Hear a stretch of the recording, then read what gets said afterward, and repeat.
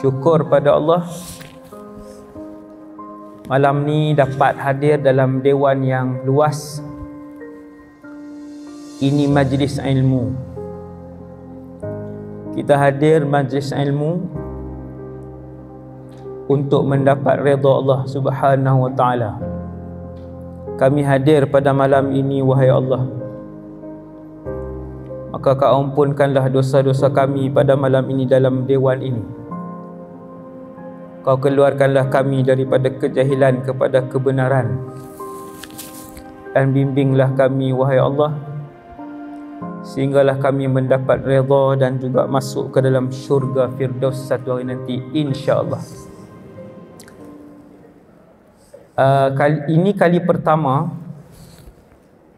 saya sampai ke Brunei Darussalam. Alhamdulillah, saya rasa tempat penuh dah dan orang ramai lagi di belakang. Tu nak duduk di mana tu? Atas pentas ni kosong. Nganjur bagi ke?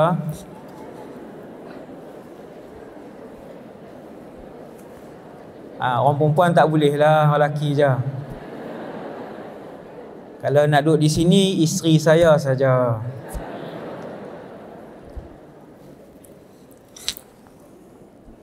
Tadi tengok saya datang tadi, kenderaan masih banyak kan, tapi tempat dah penuh. Wallahu a'lam. Kita tengok macam mana disusun oleh pihak penganjur. Alhamdulillah, kita berada di atas muka bumi Allah yang sementara. Tuan-tuan, puan-puan, tengok kanan, tengok kiri, tengok depan. Ada di kalangan ahli keluarga, ada kawan-kawan, ada jiran. Mereka ini tidak boleh diubah. Yang mana yang kita tengok itu ayah kita, itulah ayah kita sampailah dalam syurga. Tuan-tuan tengok, ingat wajah ibu, itulah ibu tuan-tuan, sampailah tuan-tuan masuk ke dalam syurga. Tuan-tuan bayang muka suami, tuan-tuan bayang muka isteri, muka anak-anak, itulah suami, isteri dan anak-anak yang takkan diubah. Sampai bila-bila, sama ada orang itu masuk ke dalam syurga ataupun masuk ke dalam neraka. Wal'iyadzubillah. Kalau isteri, kalau suaminya kafir, kalau suaminya mati dalam keadaan banyak dosa, tidak Islam, kufur, maka dia orang yang saleh, si isteri orang yang salihah. Isteri masuk syurga, suami masuk neraka. Begitu juga sebaliknya, kalau si ayah seorang yang bertakwa tetapi anak tidak menuruti perintah Allah. Ayah orang baik, ayah selalu ke masjid, ayah tidak menyakiti siapa-siapa di kalangan sanak saudara. Tetapi anak seorang yang minum arak, anak tidak mengerjakan solat, maka anak itu tidak akan kelihatan di dalam syurga.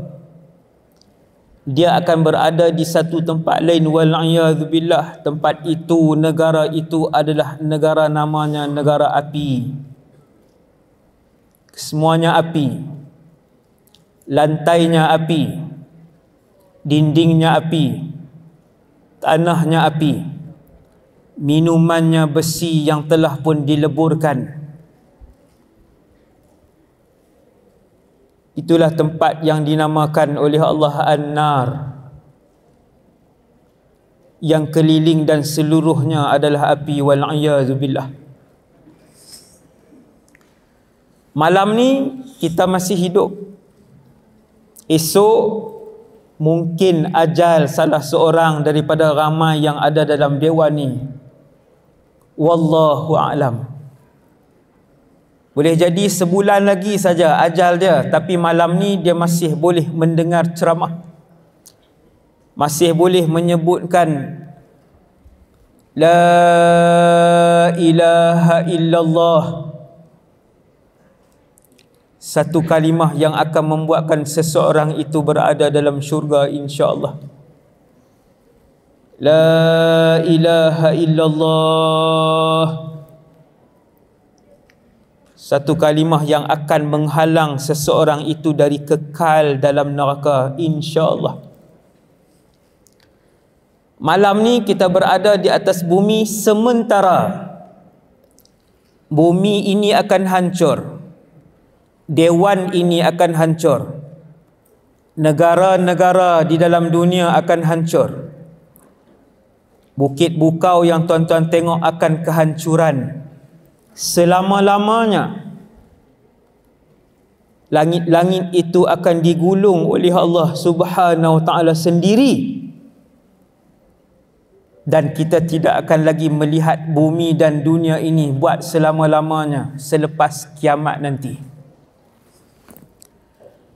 Selepas mati kita ke alam barzakh. Selepas mati kita ke alam barzakh. Beberapa hari lepas, ibu kepada kawan saya meninggal di Perak. Dia kata dia sedih. Saya faham perasaan dia bila ibu dia meninggal, dia sedih, saya faham. Sebab saya juga pernah kehilangan ayah kandung saya. Bila hilang ayah, kematian ibu, kematian ayah ni dia lain, dia gegaran badan kita tu lain. Keadaan roh kita tu jadi lain. Walaupun kadang-kadang kita tak rapat sangat dengan ibu dengan ayah kita. Lebih-lebih lagi suami, isteri ataupun anak kita yang meninggal.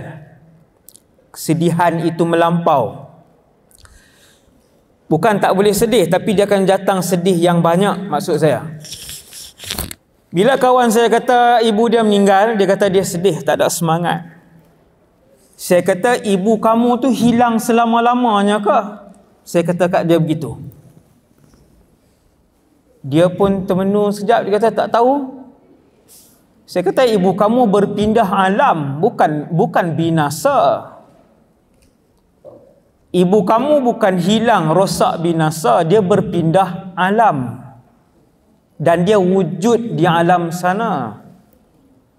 Sekiranya kamu meninggal esok, maka kamu boleh berjumpa dengan dia di alam sana. Sebab roh boleh berjumpa di alam barzakh. Boleh berjumpa. Boleh melihat seperti mana tuan-tuan tengok saya malam ni. Roh di alam barzakh itu boleh berjumpa. Sekiranya berada di tempat yang sama, iaitulah di taman syurga.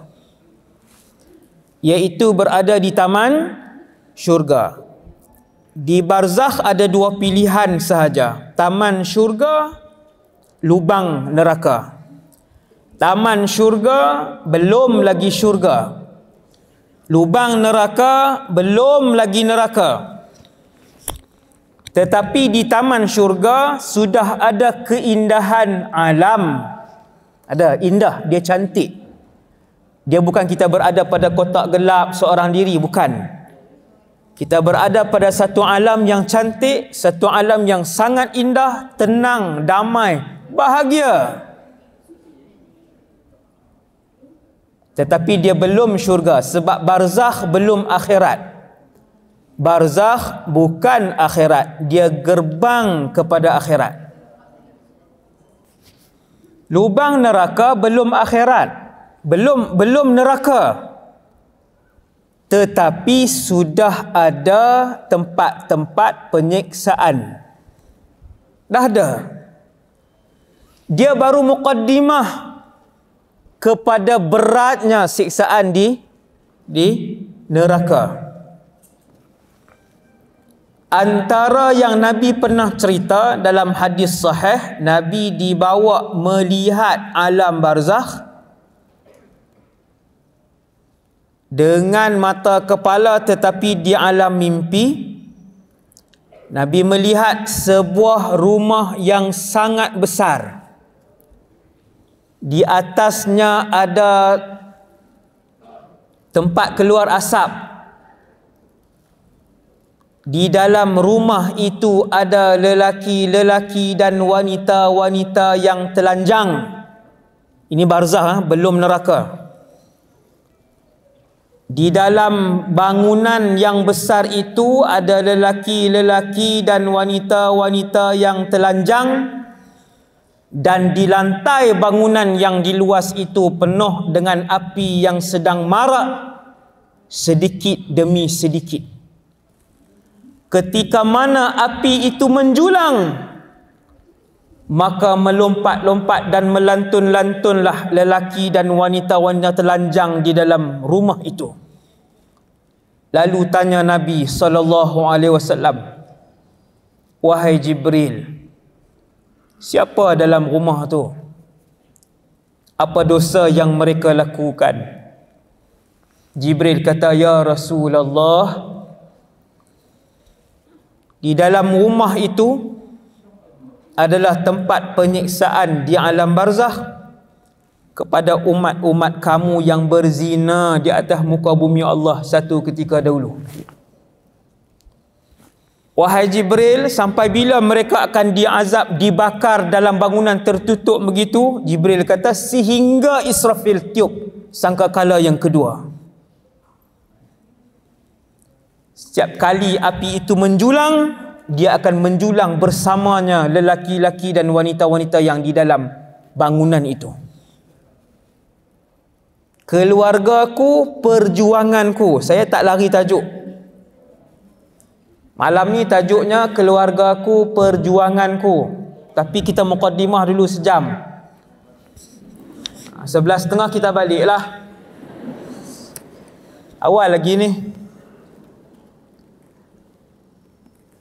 Saya ceramah tak panjang, 1 jam saja.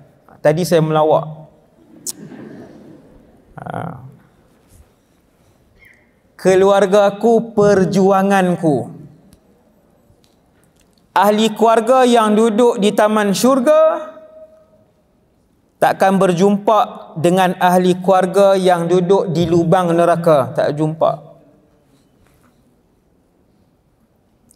Ahli keluarga yang duduk di taman syurga, dia tak boleh selamatkan ahli keluarganya yang berada di lubang neraka walaupun 10 saat untuk dikecualikan daripada penyiksaan yang berat itu. Tak boleh. 10 saat pun takkan dibenarkan. Maka di sinilah keluargaku, perjuanganku. Bukan di alam barzakh. Keluargaku, maruahku. Keluarga aku, perjuangan aku adalah di atas dunia yang masih dan sedang diberikan peluang oleh Allah Subhanahu wa ta'ala. Kita bayangkan anak-anak perempuan kita yang pakai pakaian ketat, sekiranya mereka masih di atas muka bumi Allah, maka masih ada ruang dan peluang. Kita bayangkan wajah anak-anak kita yang meninggalkan solat. Kalau tak suruh tak solat, kalau suruh baru solat, sehari solat 1 waktu, sehari solat 2 waktu saja. Maka peluang Allah masih bagi ketika saya dan tuan-tuan dalam dewan ini, kita masih bernafas dan masih melihat dan mendengar. Itu keluargaku, perjuangan aku. Sebab kalau Allah berikan dan rezekikan 3 orang anak kepada kita, 3 orang itulah anak kita sampai selama-lamanya. Takkan boleh diubah oleh siapa pun. Sekiranya ketiga-tiga itu adalah ahli syurga, ketiga-tiga itulah yang akan kita lawat. Mereka akan lawat kita. Makan sekali, berkelah sekali, keluar sekali, bersembang sekali. Seperti mana kehidupan di atas muka bumi ini.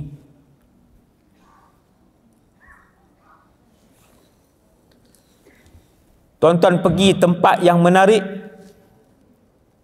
pergi dengan semua ahli keluarga, suami pergi, isteri pergi, anak-anak pergi, 5 orang. Sampai di tempat yang best tadi, di Switzerland sebagai contoh, anak kita yang sulung lintah jalan, kena langgar dengan kereta.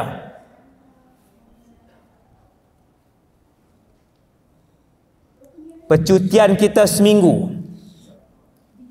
Percutian kita seminggu. Hari pertama sampai anak sulung lintas nak pergi kedai sebelah, kena langgar dengan kereta. Apa makna percutian tuan-tuan yang seminggu tu? Tuan-tuan nak teruskan sampai hari ke-7?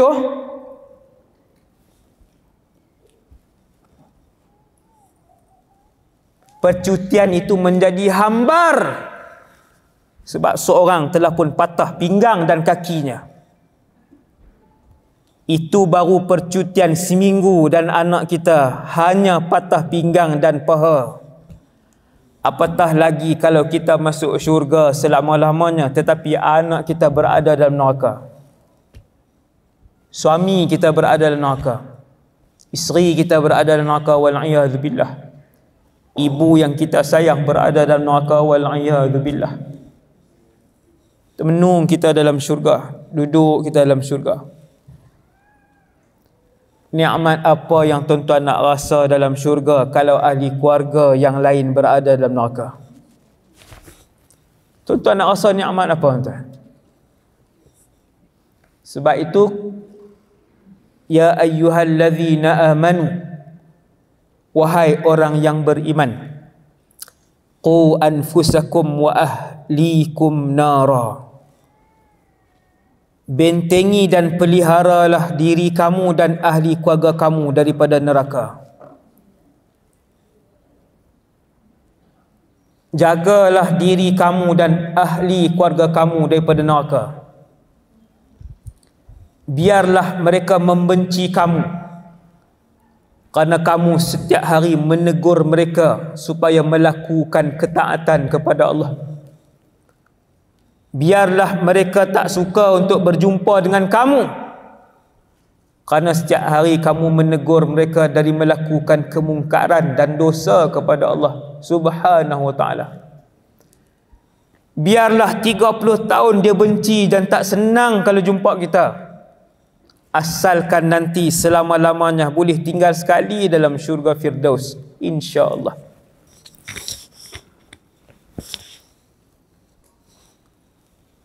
Dia barzakh boleh jumpa.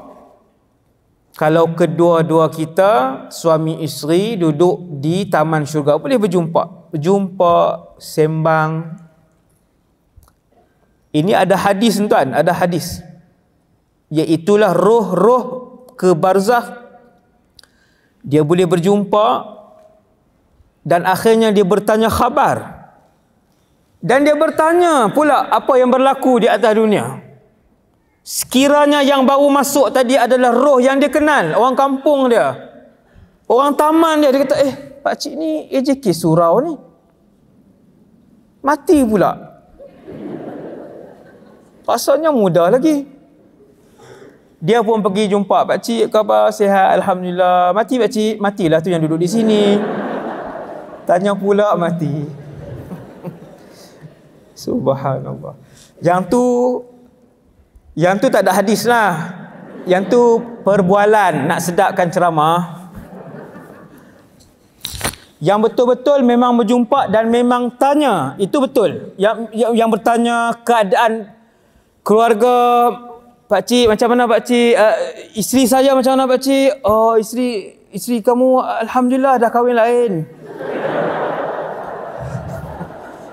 Yang tu pun tak ada hadis.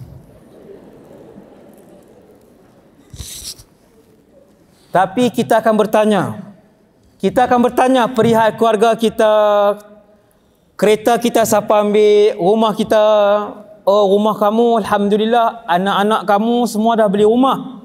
Rumah kamu dia bagi buat tahfiz.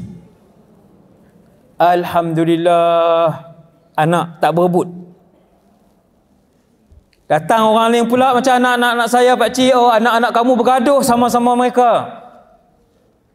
Sebab berebut satu kereta saja, bergaduh. Sampai hari ni 4 beradik tak bercakap satu sama lain. Wal'iyadzubillah. Kita akan bertanya, apa berlaku kebun saya pakcik? Kemudian ditiup sangkakala. Bila tiup sangkakala, semua berpisah. Tuan-tuan bayangkan dalam dewan ini 2,000 orang. Yang di hujung sana sekali saya dah tak nampak muka. Dah tak boleh nampak muka, baru 2,000. Kalau 1,000,000, subhanallah. Ketika semua orang dikembalikan tulang belulang, darahnya, dagingnya, membentuk semula tubuh badannya seperti mana yang dia lihat pada malam ini. Dengan warna kulit yang sama, tubuh badan yang sama, nama yang sama, mata yang sama, mulut yang sama, tangan yang sama, ketinggian yang sama, berat badan yang sama. Kita akan dikembalikan tubuh kita yang telah hancur itu. Ini. Sama. Yang pendek-pendek lah, yang gemuk-gemuk lah, yang hitam-hitam, yang putih-putih. Tuan-tuan jangan risau, sebab bila masuk syurga Allah tukarkan. Yang masuk neraka pun Allah tukar dan hodohkan. Yang masuk syurga kesemuanya menjadi tampan, kesemuanya menjadi cantik. Nak faham menjadi tampan, menjadi cantik, hari ini tuan-tuan tengok yang boleh buat semua. Pembedahan hari ini boleh ubah semua benda. Warna kulit boleh ubah.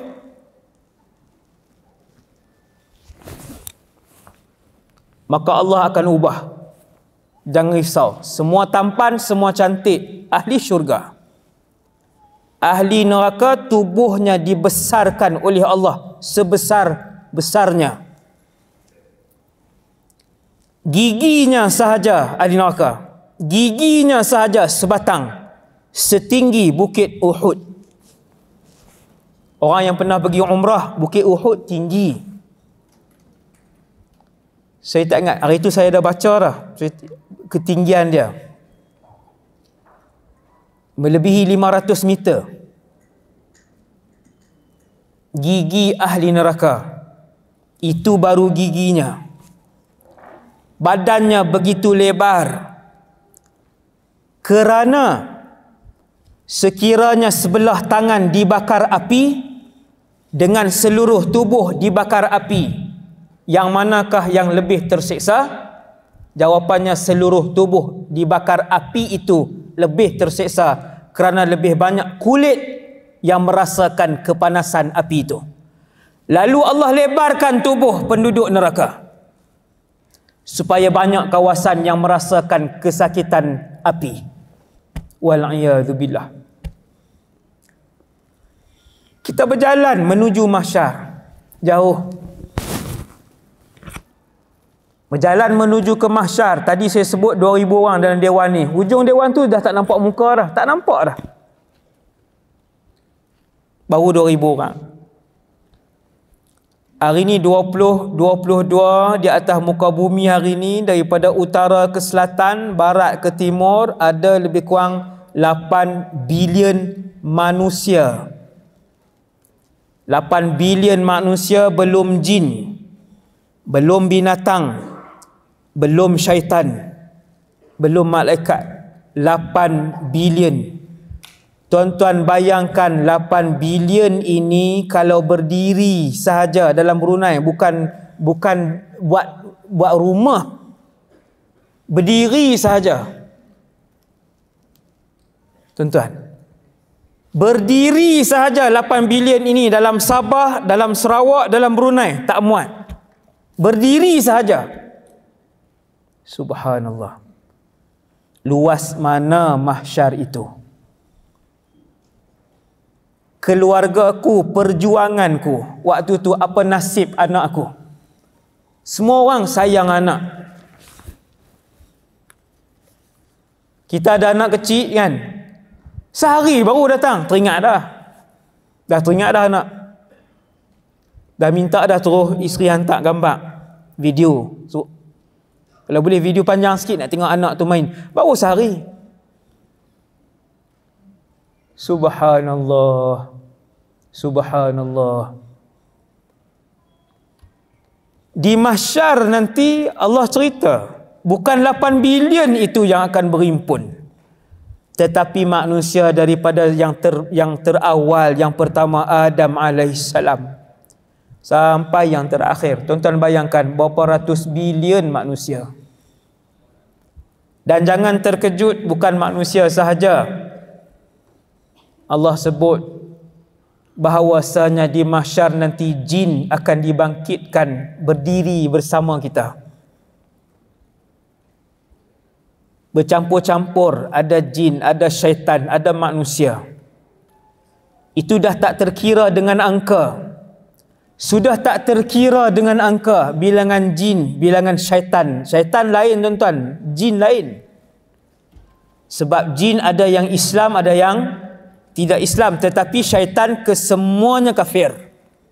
Syaitan.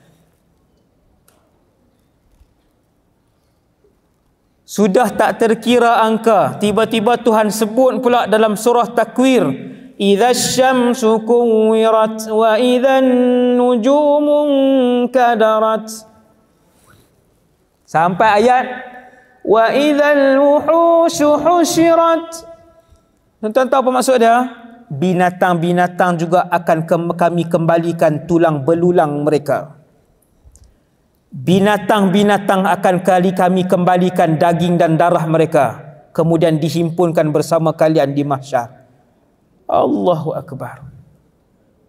Kalau hari ini manusia 8 bilion, binatang bukan 8 bilion kan? Binatang. Luas mana mahsyar itu Ustaz? Wallahu a'lam. Apakah di kanan dan kiri kita syarat keluarga kita? Tidak sekali-kali. Bercampur-campur. Allah sebut dalam Quran surah Abasa wa Tawalla sampai ayat Yauma yafirrul mar'u min akhih. Hari itu. Ini surah yang kita selalu baca. Hari itu iaitu hari mahsyar. Seseorang itu mungkin melihat abang atau kakak atau adiknya, kemudian dia melarikan diri daripada mereka. Bukan dia kejar dan mendapatkan mereka. Sebab hari itu adalah hari yang semua orang sibuk dengan amalan dosa, maksiat dan ibadat yang kita lakukan. Segala rahsia ketika itu sedang bermain laju dalam otak kita. Kerana sebentar lagi nama tiap-tiap orang yang di mahsyar itu akan dipanggil oleh Allah Subhanahu wa taala. Lepas tu Tuhan sebut di mahsyar boleh jadi kamu berselisih. Kamu berselisih dengan abang kamu. Kamu nampak abang kamu. Kamu larikan diri daripada abang kamu. Abang kamu melarikan diri daripada kamu. Sesoleh apa pun kamu. Kerana ketika hari mahsyar itu, hakim pada hari itu adalah yang bernama Allah Rabbul Alamin. Hari ini hakim kadang-kadang kawan kita, orang kita, peguam, jiran kita, orang yang kita bayar, orang yang kita boleh pujuk, orang yang kita boleh suap dia, orang yang boleh kita arah dia. Tetapi di mahsyar kelak hakimnya Jalla Jalaluhu Rabbul Alamin. Kamu nak cakap dengan siapa? Kamu nak pujuk siapa? Kamu nak suap siapa? Kerana Allah Subhanahu wa taala ketika itu adalah hari pengadilan dan keadilan. Sebab itu kesemua orang resah pada hari itu. Kerana setiap orang membawa jumlah dosa yang begitu banyak. Allah sebut lagi dalam ayat 35 surah Abasa wa Tawalla. Balik buka terjemah tafsir. Oh ni surah ustaz baca tadi.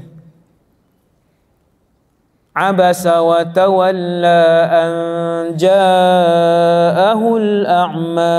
surah itulah. Bawah tu ada ayat mahsyar. Tadi saya baca yauma yafirrul mar'u min akhih. Allah sambung wa ummihi wa abih. Apa wa ab? Itu ibu, ab itu ayah. Boleh jadi di mahsyar kamu berselisih dengan ibu kamu. Kamu nampak ibu kamu, manusia yang tak boleh dipotong kasih sayangnya. Selama apapun kita meninggalkan dia ataupun kita terpisah dengan dia, kasih sayang ibu kita kepada kita dan kasih sayang kita kepada ibu kita seperti di atas muka bumi Allah Subhanahu wa ta'ala. Dia kuat. Tetapi ketika mana saat getir mahsyar, kamu tengok ibu kamu, kamu palingkan muka. Ibu kamu tengok kamu, dia juga tidak mendapatkan kamu. Kerana dia ingin menyelamatkan nyawa dia sendiri ketika itu. Saya pernah tengok video banyak kali. Sampai hari ni tuan-tuan boleh tengok dalam YouTube.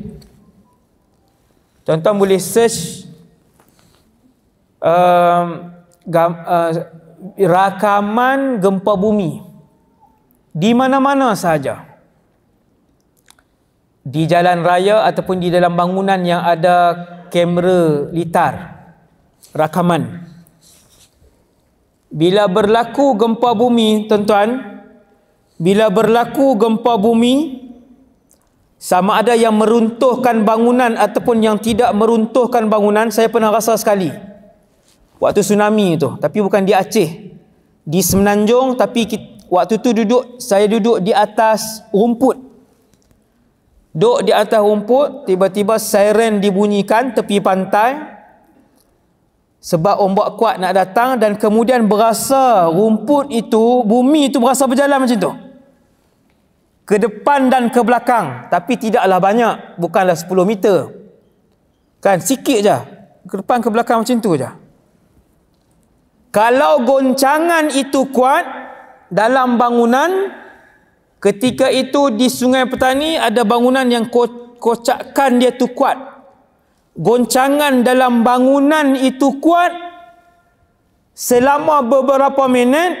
Tuan-tuan yang dirahmati Allah, selepas berlaku goncangan yang kuat 7-8 minit tu, bila naik balik bangunan, bomba naik balik ke atas bangunan, ada 5-6 orang, kanak-kanak dan bayi yang ditinggalkan oleh ibu dan ayah. Itu baru gempa bumi. Tinggal terus anak, 5-6 orang, tingkat 2, tingkat 3. Kerana ketika itu setiap orang berlari untuk menyelamatkan diri masing-masing, walaupun dia bernama ayah, walaupun dia bernama ibu.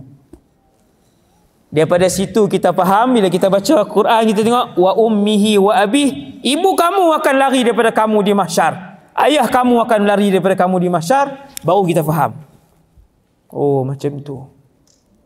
Bahkan bukan ibu dan ayah, kamu sendiri akan larikan diri daripada mereka. Wa sahibatihi wa banih. Sahibah di sini adalah isteri. Banih di sini adalah anak-anak. Semua akan melarikan diri. Kemudian habis berimpun di mahsyar, nama tiap-tiap orang dipanggil. Keluargaku, perjuanganku. Bila nama dipanggil, seorang lelaki dipanggil dan dia pun pergi ke depan. Lalu dia buka buku amalannya. Buku amalan itu, ketika di mahsyar kita dah jadi tubuh, kita dah menjadi tubuh semula macam ni, macam yang malam ini tuan-tuan boleh sentuh ni, macam ni tuan-tuan boleh sentuh. Di mahsyar nanti begitu balik, tuan-tuan boleh sentuh. Mata tuan-tuan akan berkedip, tuan-tuan menelan air liur sama seperti dalam dunia ni. Kemudian nama tuan-tuan dipanggil. Orang-orang yang mati dalam keadaan dosanya lebih banyak, kebiru-biruan kulit tubuhnya kerana merisaukan apa yang akan jadi sebentar lagi ketika nama dia dipanggil. Ketika nama dia dipanggil, lalu ditimbanglah satu persatu amalan dia. Bermula daripada hari pertama dia baligh, maka solatnya dikira, bacaan Qurannya dikira, sedekahnya dikira, mengambil hak orang dikira, membohong orang dikira, sampai berapa puluh tahun. Kalau dia mula umur 12, dia baligh, umur 12 1 hari, umur 12 2 hari, umur 12 hari yang ketiga dibentangkan, umur 12 hari yang keempat dibentangkan, umur 12 hari kelima dibentangkan. Hakimnya bernama Allah Subhanahu wa ta'ala.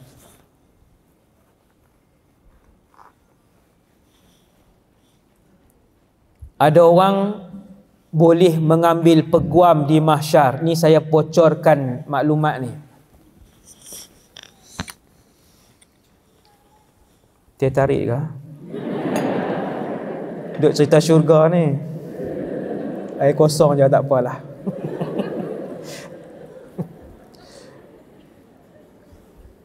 Terima kasih. Ni orang panggil bidadari pula apa? Laki. Kalau lelaki dia panggil ghilman dalam syurga. Ghilman, tukang basuh kereta kita, tukang gunting kupik kuku kita, tukang urut kita. Ghilman, yang kanak-kanak lelaki. Bismillah. Alhamdulillah. Sedap air tebu ni.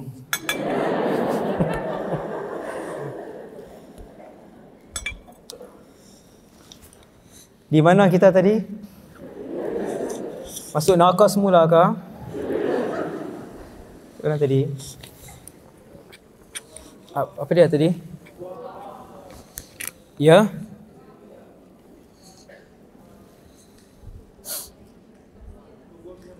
Peguam.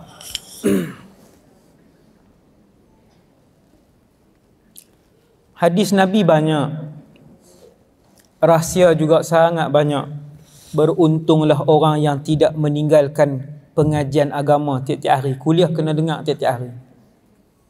Terutamanya tentang perincian di barzakh, perincian di mahsyar, perincian syurga dan neraka. Rupanya ada peguam yang boleh dilantik. Ada orang bila nama dia dipanggil, dia pun berjalan. Seperti mana tuan-tuan berjalan masuk ke dalam dewan tadi, begitulah kita berjalan menuju ke tempat yang ada satu alat namanya mizan. Alat itu akan dilihat oleh mata ini. Nampak Ustaz? Nampak. Macam mana tuan-tuan tengok kamera ni, mizan itu akan dilihat seperti kita melihat kamera ni malam ni. Kemudian bila dikeluarkan amalan kebaikan kita, kita akan nampak ketulan pahala dan dosa itu. Boleh nampak. Ini hadis sahih. Boleh nampak ketulan longgokan sehingga ada pahala yang membentuk seperti gunung-gunung ganang yang bertindan-tindan.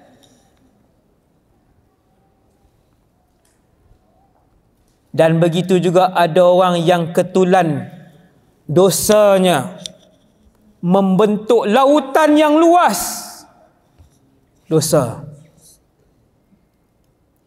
Dan ada orang sebelum ditimbang amalan, namanya dipanggil, dia pun datang ke depan, lalu dikeluarkan buku amalannya. Tiba-tiba datang 2 orang ketika itu, orang berdiri di sebelahnya. Kedua-dua orang itu bernama Al-Baqarah dan Ali Imran. Mereka adalah surah, tetapi datang dalam rupa bentuk orang. Dan kedua-dua itu akan berhujjah di hadapan Allah Subhanahu wa ta'ala tanpa satu perkataan pun yang perlu disebutkan oleh tuan dia. Dia tak payah cakap. Al-Baqarah dan Ali Imran yang akan datang kepada mereka-mereka yang hidup dalam keadaan mencintai Quran. Tak perlu jadi mufti, tak perlu jadi qadhi, tak perlu mati syahid, tak perlu jadi ulama, tak perlu. Cukup dengan kamu mencintai Quran, cukup dengan kamu membacanya setiap hari, dan cukup dengan kamu mengamalkan isi kandungan Quran itu dalam kehidupan kamu, maka Quran itu akan datang. Quran itu akan datang diwakili oleh dua surah yang paling panjang dalam Quran. Walaupun presiden surah-surah Al-Quran adalah Al-Fatihah, tetapi yang datang ketika itu adalah Al-Baqarah dan Ali Imran. Kedua-duanya akan bercakap dan berhujjah di hadapan Allah sehinggalah selesai amalan tuan itu ditimbang oleh Allah Subhanahu wa taala. Ni hidup lagi tuan, kita masih hidup. Kita masih lagi hidup. Tuan-tuan berazamlah mulai esok untuk membaca sekurang-kurangnya satu muka Al-Quran. Cukuplah. Berazamlah mulai esok untuk membaca paling sedikit setiap hari satu muka surat Al-Quran. Ustaz, saya tak pandai baca Quran. Yang tak pandai baca Quran, mulai esok cari guru Quran. Dan berazam dengan Allah, wahai Allah, setelah boleh baca Quran nanti, aku akan baca Quran tiap-tiap hari. Walaupun setelah sebulan kemudian selepas dia azam, Allah cabut nyawa dia, maka dia akan dibangkitkan juga dalam keadaan menerima syafaat Quran dan juga kelebihan yang saya sebutkan tadi, insya-Allah. Umat ini adalah umat Muhammad yang kelebihannya seandainya dia berazam untuk melakukan kebaikan. Azam bukan acah-acah. Memang berazam untuk buat kebaikan tu dan dia buat persiapan untuk melakukan kebaikan tersebut.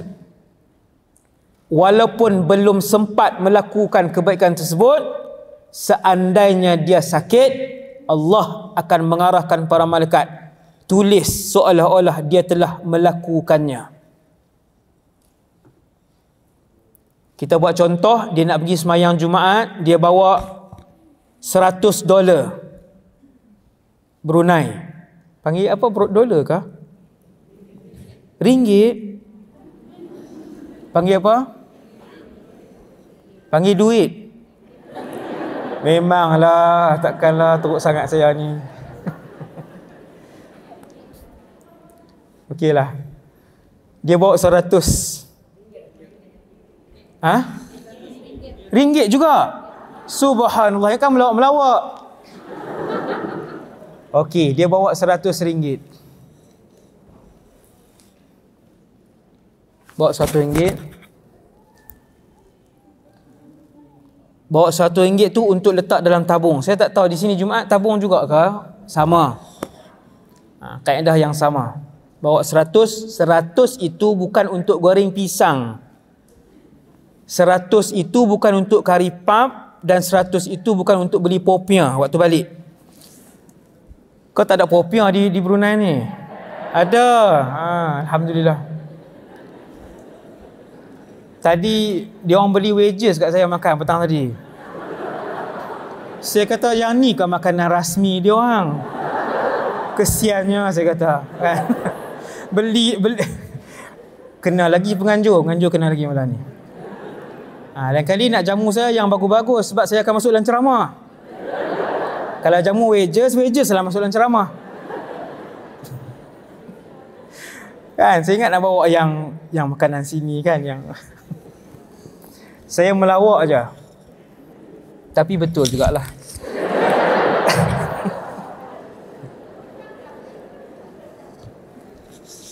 Sebab sekejap lagi ada jamuan, kita tengok apa pula. Kita bawa 100 ringgit. RM100. Kemudian dalam perjalanan minyak kereta habis. Memang 100 itu khusus untuk duit tabung Jumaat. Minyak kereta habis, kita pun letak minyak 100. 100 tu habis, kita letak minyak. Maka Allah mengarahkan malaikat, tulis dia telah memberikan RM100. Ini kelebihan umat Muhammad sallallahu alaihi wasallam. Dia bukan sahaja niat untuk buat baik, dia berazam, maksudnya dia telah mengambil langkah untuk perkara tersebut. Kemudian habis alam mahsyar, kita pun melangkah kaki ke dalam syurga. Duduk dalam syurga. Syurga ini alam. Ada berjalan. Tuan-tuan jangan bayang syurga tu semua terbang. Saya nak sayap 4 lah Ustaz. Cantik tengok pepatung. Ada yang nak sayap lalat, ada yang nak sayap macam-macam permintaan. Itu Alice in Wonderland apa atas itu. Tuan-tuan, dalam syurga ketinggian kita 30 meter semua orang, sebab syurga itu luas. Semua orang kacak, semua orang cantik. Boring lah Ustaz, suami saya 40 tahun dah dengan dia. Boleh tak nak suami lain? Kecil hati suami itu. Allah Ta'ala modify tuan-tuan, tampan dia, insya-Allah. Jangan risau. Semua ahli syurga, kita berjalan kaki, bermain, berenang, ada kenderaan. Setiap orang kalau diberi pilihan oleh Allah di dunia ini, kalau tiap-tiap rumah ada helikopter, nak ke tak nak? Oh, tak pernah tengok kau helikopter? Sini sebut apa? Samalah. Tiap-tiap rumah kita kalau ada heli ataupun kapal terbang kecil tu,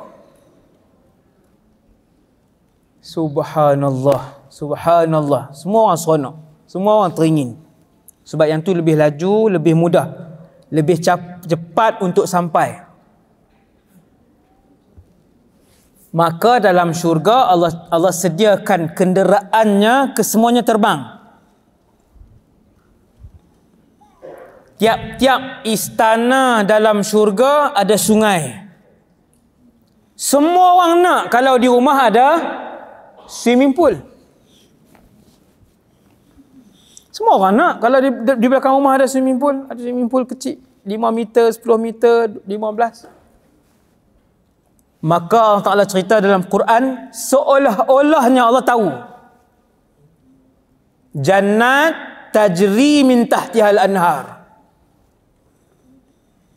Di celah-celah rumah, di celah-celah istana, di depan istana kita dalam syurga, di belakang istana kita, di bawah istana kita. Seperti yang kita nak. Sungai terus, bukan swimming pool, sungai. Masya Allah. Seperti yang kita nak, disediakan oleh Allah Subhanahu wa ta'ala. Persoalan dia, apakah Allah Subhanahu wa ta'ala menghimpunkan kita dan ahli keluarga yang kita sayang dalam syurga? Itu persoalan dia.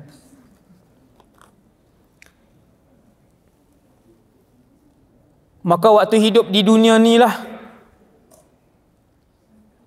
Nabi dipilih oleh Allah untuk jadi Rasul kita.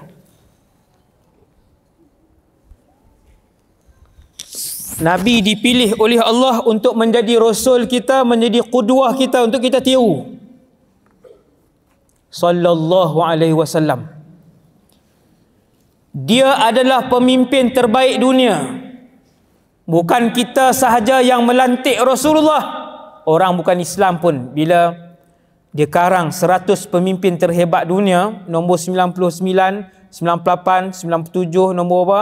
Nombor 1 akhirnya dalam buku itu diletakkan Prophet Muhammad bin Abdullah sallallahu alaihi wasallam. Ajaib. Ajaib. Di kalangan rasul dia presiden, di kalangan pemimpin dunia dia yang terbaik. Dia juga pernah menjadi hakim sallallahu alaihi wasallam yang terbaik. Dia juga pernah menjadi peniaga yang terbaik.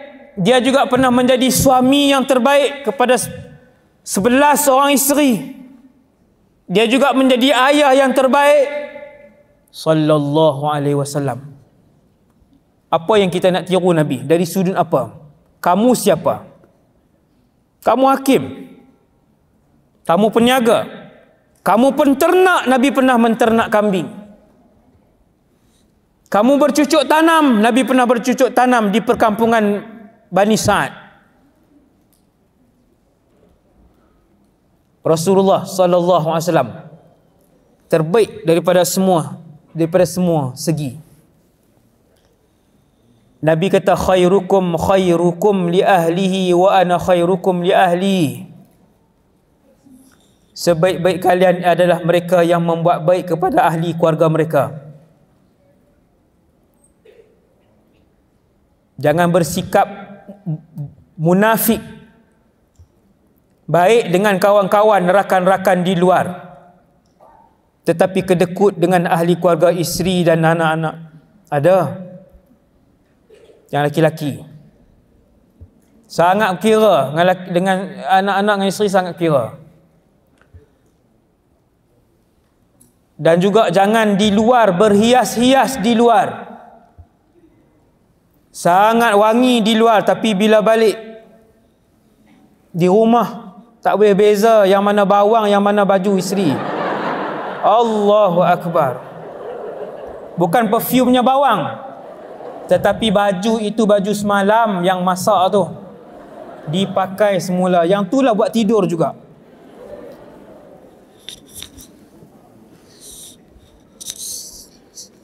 Subhanallah. Tuan-tuan tengok Rasulullah. Saya sebut 3 contoh yang tuan-tuan pernah dengar.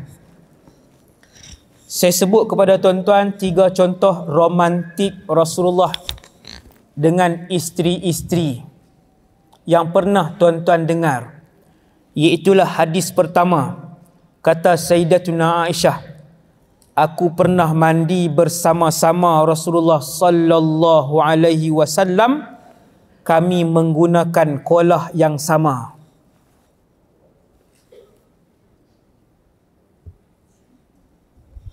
Aku pernah mandi bersama Rasulullah sallallahu alaihi wasallam dalam satu tempat. Kita hari ni bilik air lah. Dengan menggunakan kolah yang sama.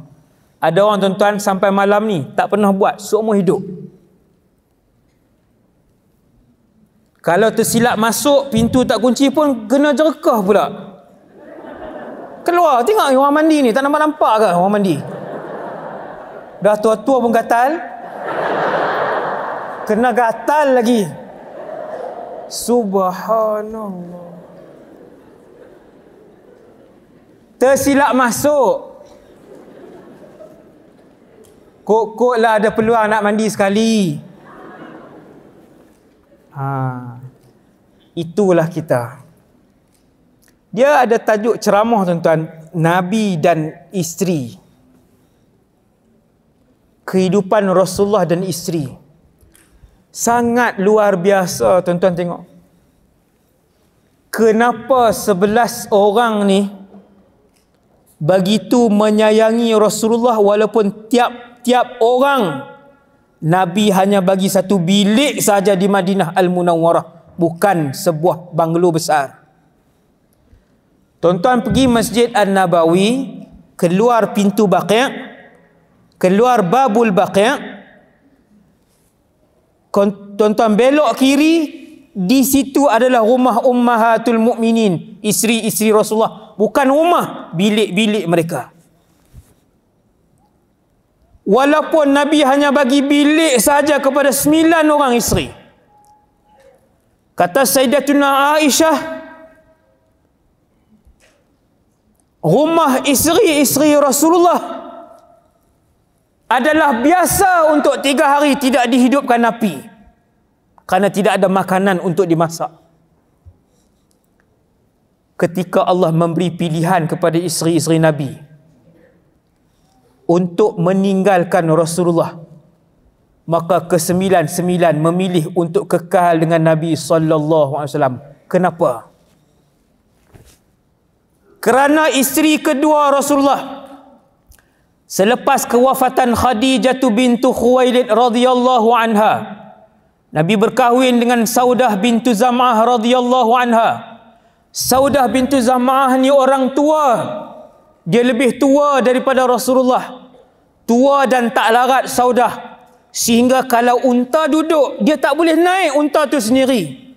Sehinggalah suaminya Rasulullah sallallahu alaihi wasallam datang dan berteleku di hadapan unta, duduk di bawah, dan kemudian Saudah datang pijak di atas paha Nabi SAW untuk naik di atas unta tadi. Sallallahu alaihi wasallam. Kita kalau saya suruh, bukalah pintu kereta kat isteri, buka sendirilah Ustaz. Buka pintu pula. Dah lah tak buat sarapan pagi tadi. Banyak lemak Ustaz, orang perempuan ni bukan boleh lemak-lemak. Saya suruh satu arahan, 4 dia jawab. Tolonglah buka pintu, isteri dia mengandungkan anak kita, melahirkan anak kita, menyusukan anak kita. Itu jawapan Sayyidina Umar. Kalau isteri dia berleter, Sayyidina Umar dileteri isterinya kerana wanita itu dilahirkan sebagai seorang pemilato. Yang bagus.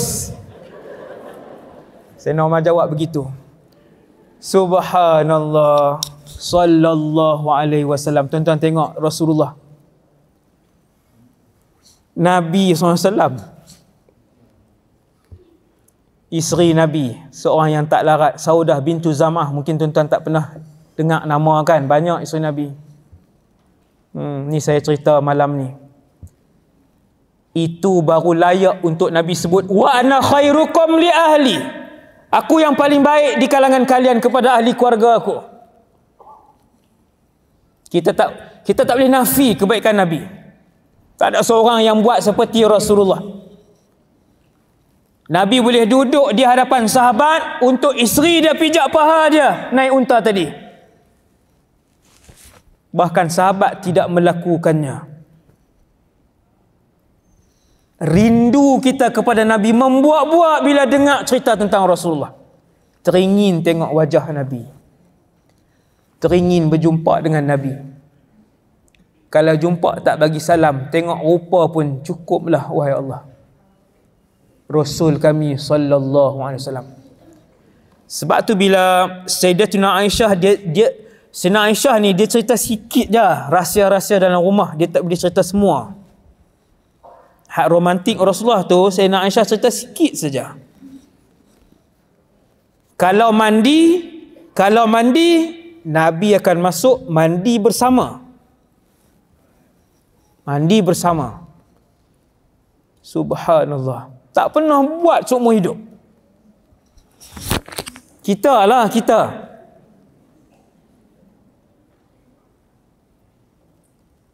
Jangan malam ni pula, lewat dah ni.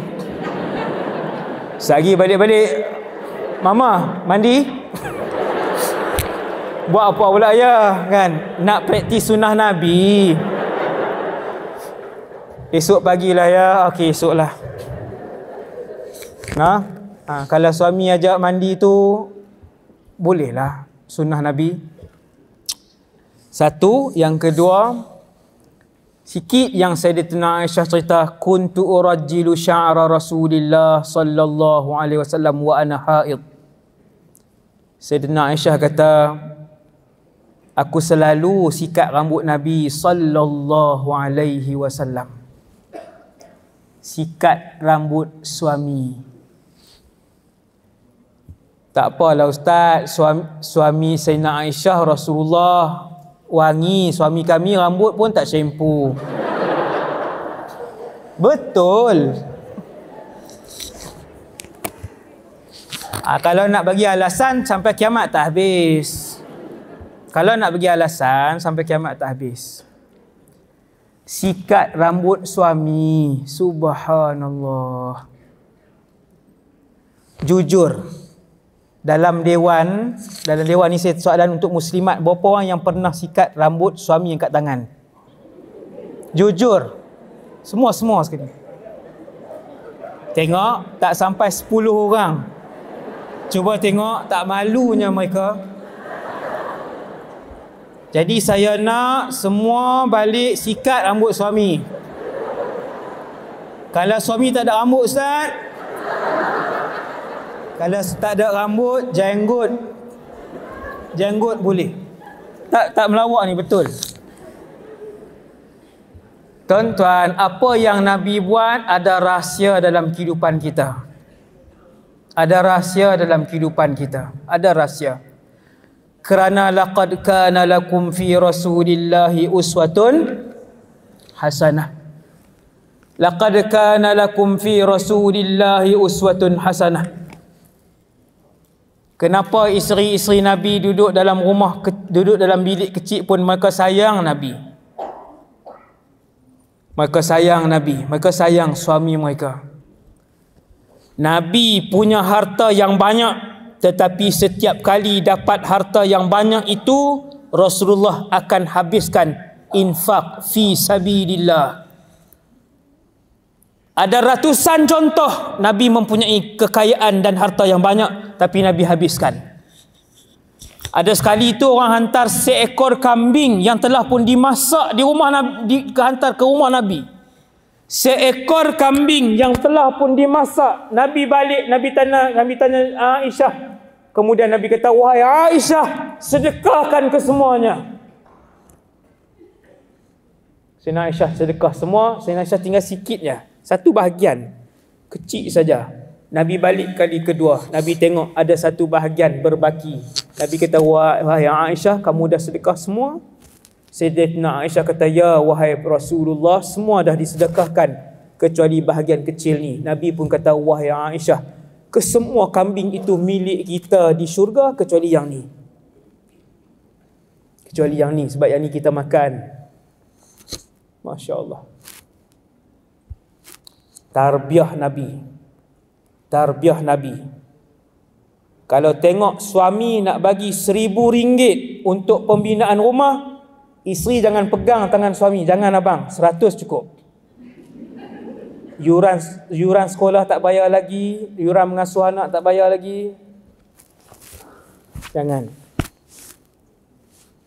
Suami nak bagi RM1,000, abang, simpanan abang ada banyak, bagi RM2,000.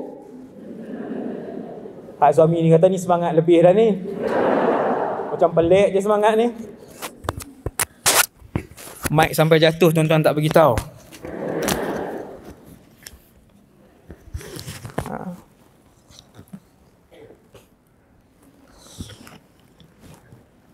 Tadi yang kedua, sikat rambut Nabi. Sikat rambut suami. 1% saja wanita malam ni yang buat. Yang pernah buat. InsyaAllah sunnah itu. Hidupkan dan niatkan, wahai Allah, semoga keberkatan yang ada dalam ahli keluarga Rasulullah SAW juga mengalir dalam ahli keluarga kami. Suami-suami jangan buat pelik, jangan cari bomoh pula lepas isteri sikat. Esok pagi isteri sikat, pukul 11 dia bawa pergi jumpa ustaz. Ustaz baca sikit ustaz ni. Dia suruh baca, dia suruh ruqyah, takut kena rasuk ustaz. Pelik sangat sikat rambut saya ni ustaz. Siap bubur minyak lagi.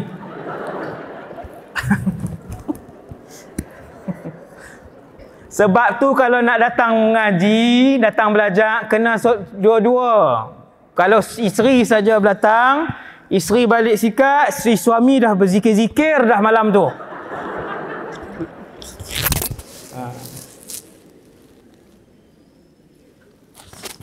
Dan kata Sayyidatuna Aisyah,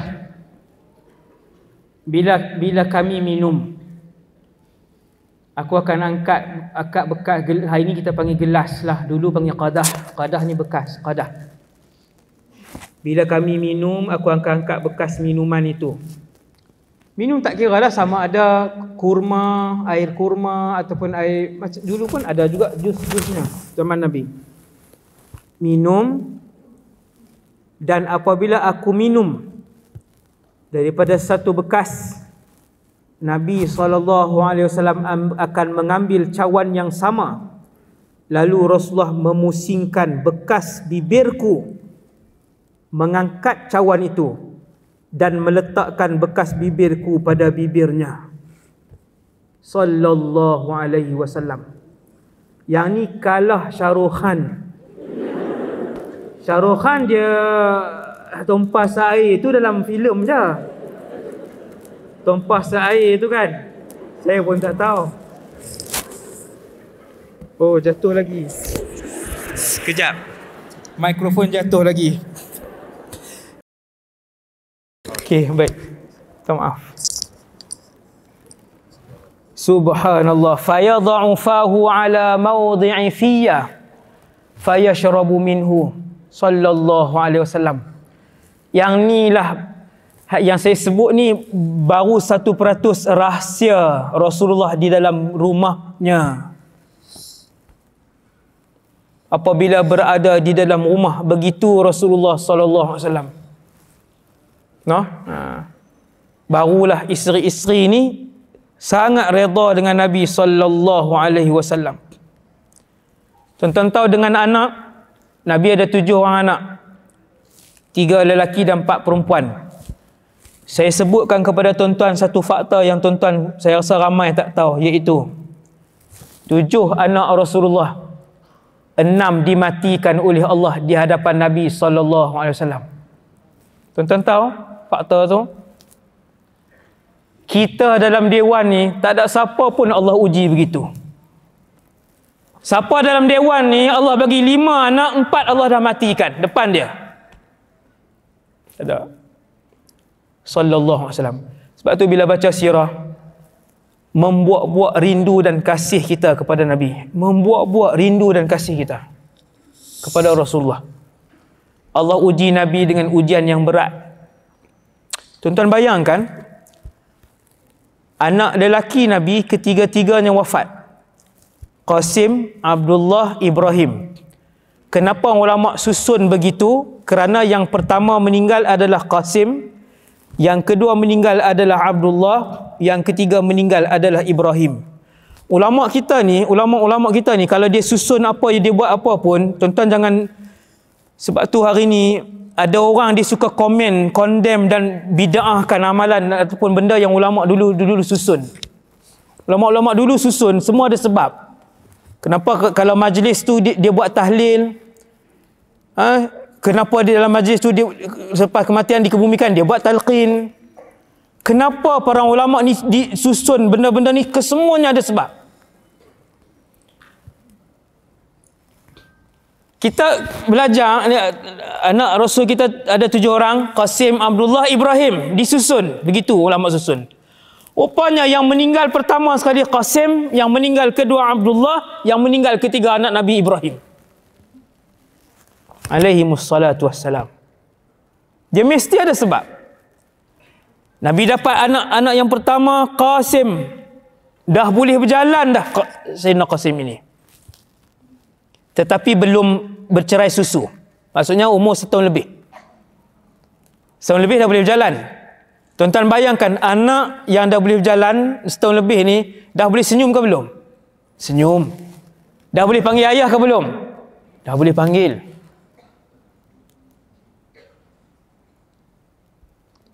Mati.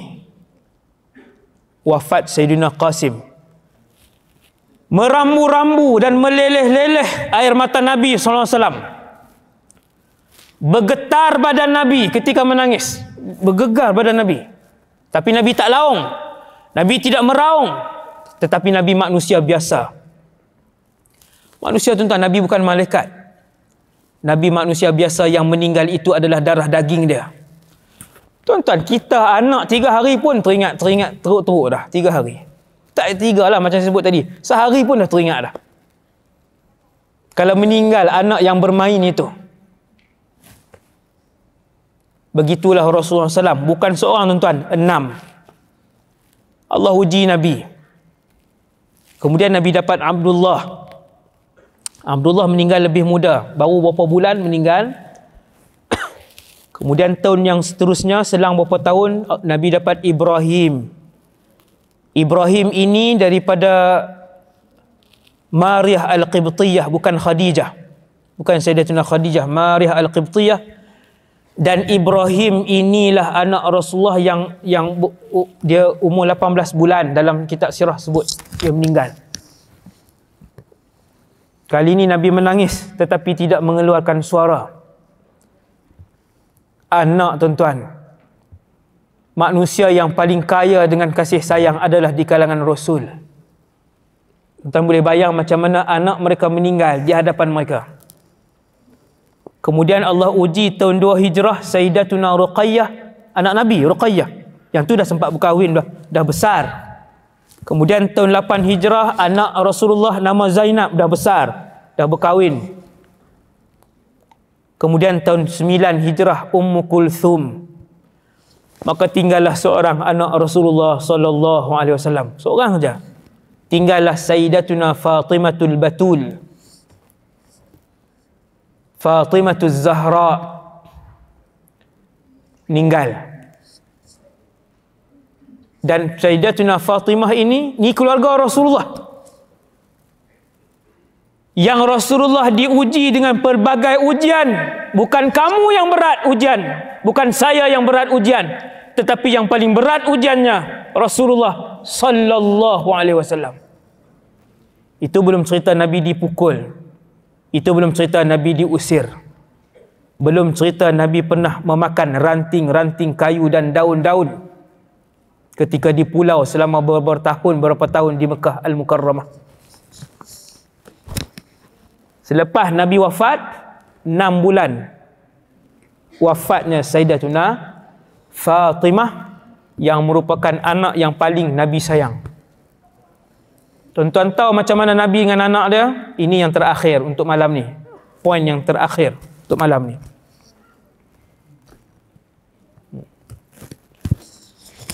Bagaimana Rasulullah dengan anak dia Fatimah ni salah satu contoh. Kata Sayyidatuna Aisyah radhiyallahu anha, "Ma ra'aitu ahadan kana ashbaha kalaman wa hadithan bi Rasulillah." Aku tak pernah tengok satu orang yang gaya bercakapnya yang paling menyerupai Nabi sallallahu alaihi wasallam min Fatimah radhiyallahu anha wa alaiha salam, daripada Sayyidatuna Fatimah. Manusia yang bila bercakap seperti Rasulullah, beliau adalah Fatimah Az-Zahra. Masya Allah. Kalau bercakap, cara minggu lepas saya berhimpun adik-beradik dengan anak-anak saudara apa semua, dengan mak apa semua satu tempat. Kemudian bila berhimpun ramai-ramai ni, saya ada adik lelaki.